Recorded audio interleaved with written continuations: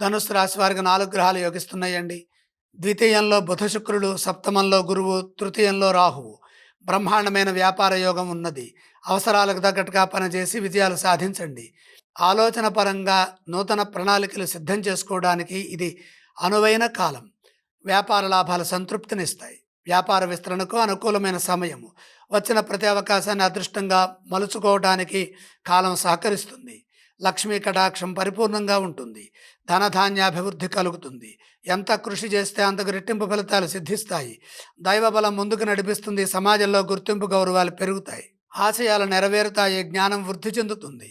మీ నమ్మకం మిమ్మల్ని ముందుకు నడిపిస్తుంది. విశ్వాసంతో పనిచేస్తే మనం చేసే పనుల్లో ఎటువంటి ఇబ్బందులు ఎదురుకావు. ఉద్యోగంలో సామరస్య ధోరణితో సున్నితంగా ముందుకు సాగాలి. సంబంధం లేని విషయాల్లోకి తలదూర్చవద్దు. ఇబ్బందులు పడకుండా సమయాన్ని జాగ్రత్తగా, శాంతంగా ఉపయోగించుకోవాలి. అప్పుడే ఆశించిన ఫలితాలు సిద్ధిస్తాయి. కుటుంబ సభ్యులతో కలిసి ఆనందించే అంశాలున్నాయి.